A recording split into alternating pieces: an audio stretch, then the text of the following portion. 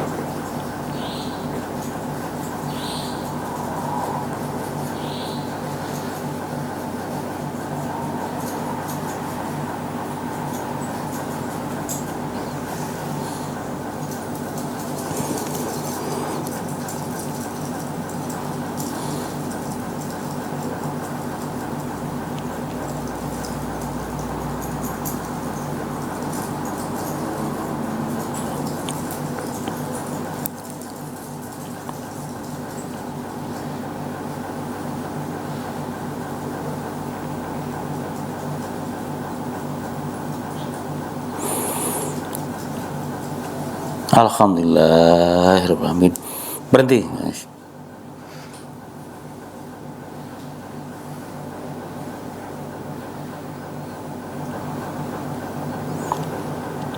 Ambilkan minum lagi.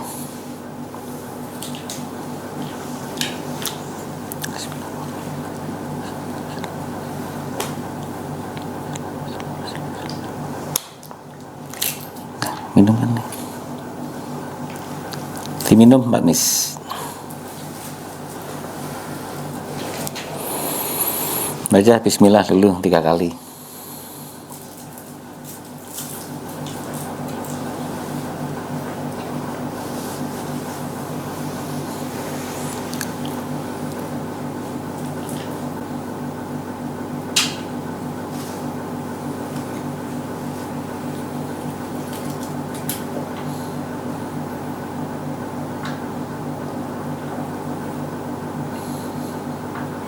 Apa yang dirasakan? Tidak terasa apa-apa? Tidak tahu? Gerak semua. Itu Pak Mis karena ada jin yang sengaja menyerang Pak Mis. Dan tadi saya alhamdulillah atas rahmat dan pertolongan dari Allah berusaha untuk membersihkan, mengeluarkan. Jadi gerak-gerak itu nyerang gitu kan gitu. Cuman ini kan karena hal yang gaib yang tidak semua orang bisa melihat. Jadi ini kelihatannya Pak Mis gerak-gerak sendiri kan. Cuman tahu merasa kalau gerak. Digerakkan semua. Gerak-gerak ini mau nyerang gitu kan, nyerang semua orang gitu kan. Nah, apa? Jadi alhamdulillah sudah bersila, insyaallah sudah lebih ringan, lebih sehat kan gitu kan. Jadi ini tidak main-main, tidak berbuat. Berarti buat-buat atau memang gerak sendiri? Gerak sendiri. Ya. Nggak bisa mengendalikan. Ya, jadi Bapak Ibu tadi yang melihat Bapak masih gerak-gerak kayak itu ada kekuatan-kekuatan jin jahat yang sengaja dikirim oleh orang-orang tertentu untuk menyelakai. Tapi tidak usah dipikirlah siapa ya. Ya tidak perlu itu, yang penting Pak Mis sehat dan normal ya. Sudah bersih nanti. Sudah, boleh mundur silakan. Nah, mungkin ada yang mau tanya ibu-ibu kan. Ini nambah wawasan, silakan kalau mau tanya. Yang berkaitan dengan alam gaib aja ya. Silakan. Terima kasih Pak Yudi. Biar dipegang biar ini jelas ya. Sudah. Oke? Sudah. Ya, silakan. Terima kasih Pak Yudi. Sementara ada yang berpendapat bahwa orang yang bisa melihat jin itu harus ketempelan jin. Nah, kemudian kaitannya dengan orang yang meruqyah. Kan ada yang diruqyah akhirnya katanya sih jinnya sudah pergi. Kemudian kalau jinnya kuat ada pengruqyah lagi yang tingkatannya lebih tinggi. Lah ini yang ruqyah ini apa juga sama-sama ketempelan jin atau gimana? Iya. Semuanya sih serba gaib, serba tidak kelihatan. Namun kita harus imani bahwa Allah itu memang menciptakan jin. Jadi selain Allah menciptakan manusia ini juga menciptakan jin. Namun tidak semua orang bisa melihat seperti apa sih alam gaib itu, seperti apa sih jin itu, tidak semua orang. Ada yang berpendapat bahwa kalau orang bisa melihat jin, itu orang tersebut ketempelan jin. Jadi yang melihat itu jinnya itu, gitu kan, yang nempel pada diri seseorang. Ada yang berpendapat begitu. Namun sepengetahuan saya, tidak semua orang seperti itu. Ada memang orang-orang tertentu yang memang bisa melihat jin tanpa ditempelin. Nah, teman-teman tahu kan gitu kan. Seperti Pak Mis tadi itu kelihatan sekali itu ada orang tinggi besar itu yang ada di Pak Mis itu. Tinggi besar itu kan kayaknya mau dihabisin semua sama Pak Mis itu. Tidak apa-apa Pak Mis ya, itu fakta. Pak Mis tidak akan tahu, tapi paling-paling capek itu aja ya. Iya. Nah, kalau orangnya meruqyat, saya tidak bisa memberikan jawaban apakah dia ditempelin apa enggak. Karena tidak menutup kemungkinan orang yang meru'yat itu mungkin tidak tahu juga apa yang diru'yat. Bisa juga orang yang meru'yat itu memang dia ketempelan, tahu jin ya.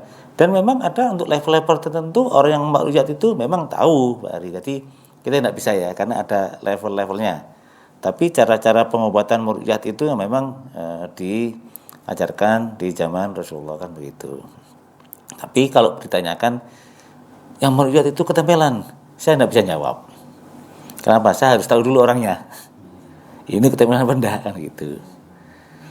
Tapi kalau Pak Mis tadi memang ketempelan dan memang diserang kan gitu Pak Mis. Itu Pak Ari. Jadi apakah orang itu bisa melihat jin itu benar-benar karena bisa melihat atau ketempelan, itu tidak terlepas dari rahasia-rahasia Allah. Semua bisa dilaksanakan, bisa terjadi, tidak terlepas dari keridhaan Allah. Lah kalau Allah memberikan keridhaan pada orang-orang tertentu sehingga orang ini bisa melihat, itu haknya Allah, gitu kan. Gitu Pak Ari. Memang ada beberapa pendapat, tapi yang sepengetahuan saya seperti itu. Jadi pertanyaan Pak Ari tadi jawabnya begitu ya. Puas tak puas, dipuas-puasin aja dulu. Ada lagi, silakan. Biar nambah wawasan. Pak, tadi saya ketempelan. Ya, ini ketempelan. Bagaimana kita supaya tidak ketempelan jin tadi? Kita tahu jin itu baik atau jelek, apa buruk gitu? Susah jawabnya ini Bu. Tapi pertanyaannya gampang ya, dikit. Bagaimana tidak ketempelan? Nah, memang ada orang yang sensitif, ada yang tidak. Karena di sekeliling kita ini juga banyak makhluk-makhluk Allah yang lain kan. Nah, dan kita pun hidup berdampingan dengan mereka. Nah, kadang-kadang mereka juga ngikut ke kita, ketempelan. Istilahnya ketempelan ya, ngikut lah gitu kan. Kalau orang yang sensitif itu merasakan, kok tidak enak badan saya ya, berarti ada yang nempel kan gitu. Tapi kalau yang orang sudah melihat, oh saya ketempelan, ikut itu memang sengaja ikut kan gitu. Nah, untuk mengantisipasi agar tidak ketempelan, itu untuk level-level yang ringan, karena jin itu pun juga punya level-levelnya juga, Bu, gitu kan. Untuk yang jin-jin ini yang sifatnya atau levelnya masih prajurit, itu gampang, dengan kita baca Al-Ikhlas itu sudah hilang. Dan kita banyak istighfar juga hilang, kan. Tapi untuk level jin yang tinggi, apalagi jin tadi itu sengaja dikirim seseorang untuk menyakitin, kayak Pak Mis tadi, tidak bisa diantisipasi dengan baca Al-Ikhlas atau bacaan yang lain atau istighfar, tidak. Harus ada orang yang tahu cara untuk menetralkan, gitu Bu, gitu kan. Tapi untuk tahap-tahap awal, bagaimana tidak ketempelan itu selain tadi dengan bacaan Al-Ikhlas tadi, terus diimbangi dengan suasana hati itu harus stabil, harus tenang, jangan emosional. Kalau emosional gampang dimasukin, gampang ditempelin. Itu mungkin sementara jawabannya ya. Ada lagi? Makasih Pak. Ya, silakan kalau tanya. Kalau ciri-ciri orang yang gampang kemasukan sekali hal-hal yang seperti itu, maaf apa Pak ya? Ya, itu dari sisi bawaan satu ya, bawaan lahir. Ada orang sensitif, jadi gampang sekali. Kadang-kadang ya, mungkin kita sering pernah melihat atau mendengar orang-orang tahu-tahu kesurupan gitu kan. Itu memang bawaan lahir. Bawaan lahir itu ada kelabilan suasana hatinya, tidak labil gitu kan. Jadi bawaan lahir ini sensitif, dia gampang tanya, gampang masuk aja gitu kan. Itu memang ada jin yang masuk gitu. Dan kadang-kadang memang dia tidak stabil, labil. Jadi ada dua hal seperti itu Pak Roni. Nah, bagaimana biar tidak gampang itu, yang memang harus distabilkan suasana hatinya, lebih tenang. Nah, kita tidak berbicara masalah ibadah ya, kalau ibadah itu hal yang sifatnya wajib lah. Tapi untuk mengantisipasi itu tidak hanya melakukan ibadah itu bisa mengantisipasi. Tidak, memang ada trik-trik atau cara-cara tertentu yang bisa mengantisipasi itu, Pak Roni. Jadi salah satunya tadi dengan menstabilkan suasana hati, gitu kan.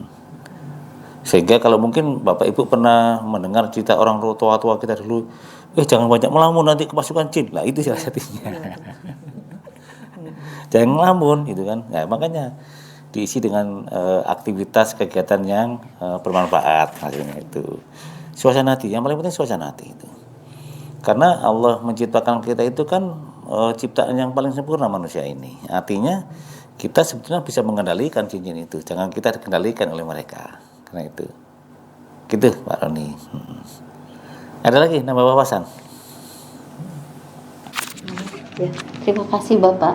Ya, silakan. Mau menanyakan kalau yang tadi Bapak sampaikan memang bawaan lahir, apakah itu termasuk orang yang sensitif dan indigo itu, apakah dia juga bisa memecahkan atau mencari solusinya lewat diri dia sendiri, ataukah perlu memang tuntunan dari orang yang memang berkompeten, Pak?